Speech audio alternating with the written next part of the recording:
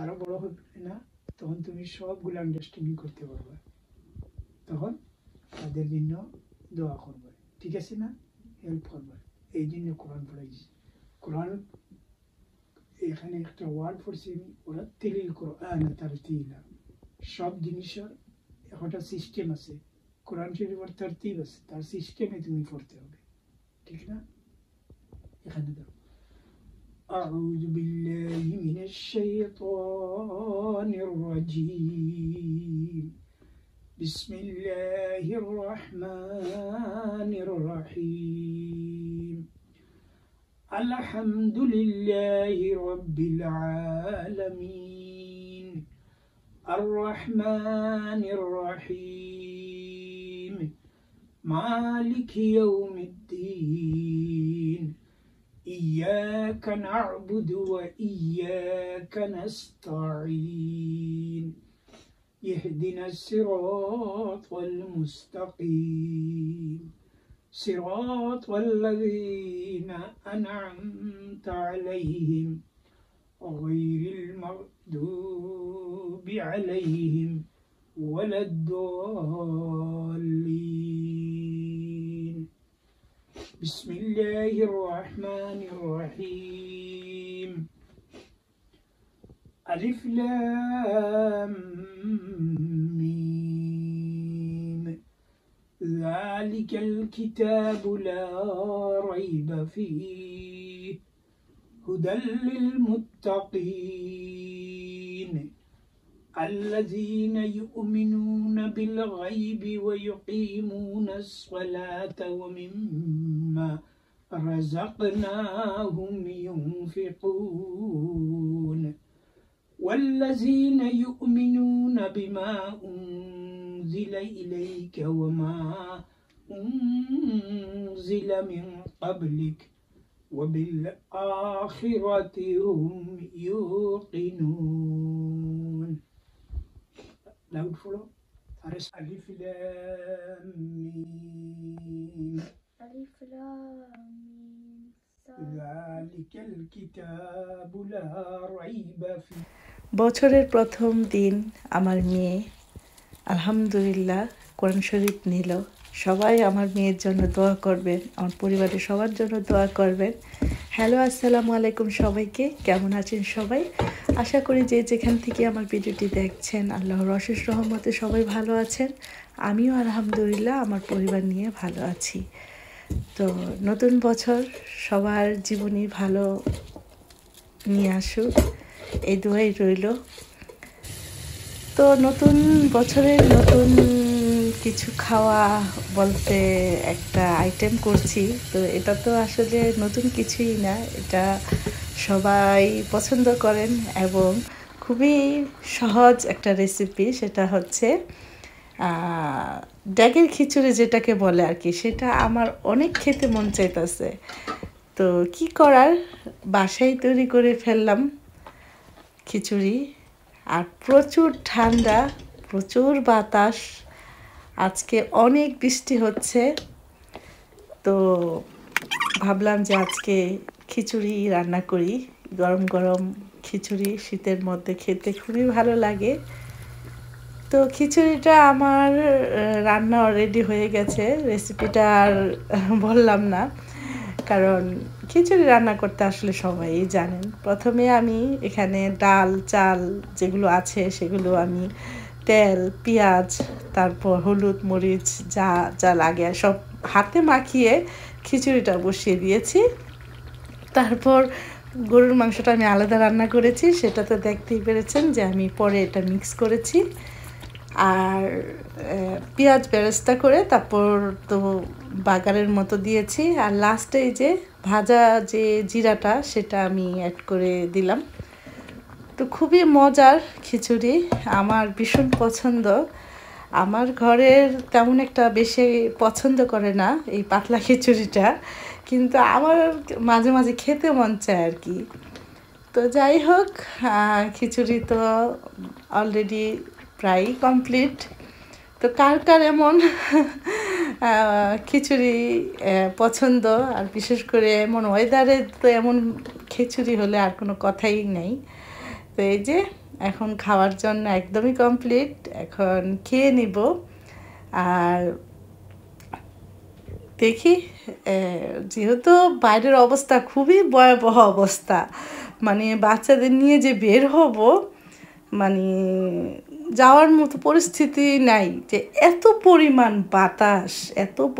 বাতাস, যেমন মনে হয় যে মানে মানে আপনাকে মানে বাতাসে আর কি উড়াই নিয়ে যাবো আর কি, এমন একটা অবস্থা। তো যাই হোক, তারপরও বের হব। তো এই তো আমি তো খিচুড়ি খেয়ে নিচ্ছি।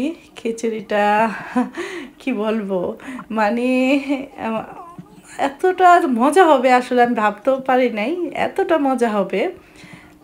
খুব মজা করে খিচুড়িটা খাইতেছি। আর আমি আপনারা আমার রেগুলার যারা ভিডিও দেখেন তারা হয়তো বা বুঝতে পারবেন, এই পাতলা খিচুড়িটা কিন্তু খুব একটা করা হয় না আমার।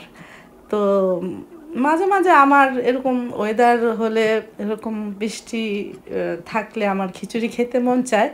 তবে আমার হাজব্যান্ড ভুনা খিচুড়ি অনেক পছন্দ করে, আর বাচ্চারা ভুনা খিচুড়িও তেমন একটা পছন্দ করে না, আর এই যে এরকম পাতলা খিচুড়িও পছন্দ করে না। তো যাই হোক, খেতে মন চাইলে তো খেতে হবেই। এটা কেউ খাক বা না খাক, নিজের জন্য হলেও আমি রান্না করে ফেলি। তো খুবই মজা করে খাইতেছি। আর কোথায় যাইতে কি আমার বাসার কাছাকাছি, আমি তো আর দূরে যাব না কারণ ওয়েদার খুবই খারাপ। বাসার কাছেই চলুন আপনাদের সাথে নিয়ে যাই।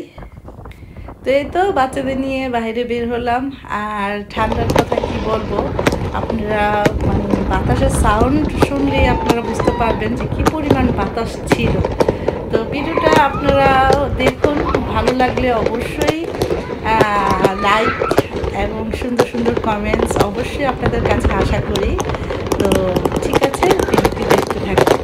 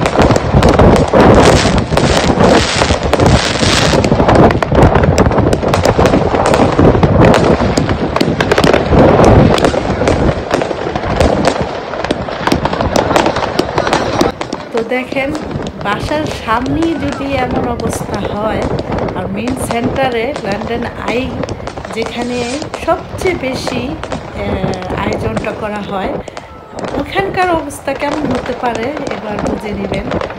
আর এটা মানে কি বলবো, মানে এত এত জায়গায় হয়েছে, মানে বাতাসের কারণে আপনারা সাউন্ডটা হয়তো বা ঠিকমতো শুনেন নাই। প্রচুর বাতাস ছিল, প্রচুর বাতাস, মানে বাতাসে মানে কথা বলবো যে সেই কথাটা মুখ দিয়ে বের হইতেছে না, এত পরিমাণ বাতাস ছিল রাত্রে।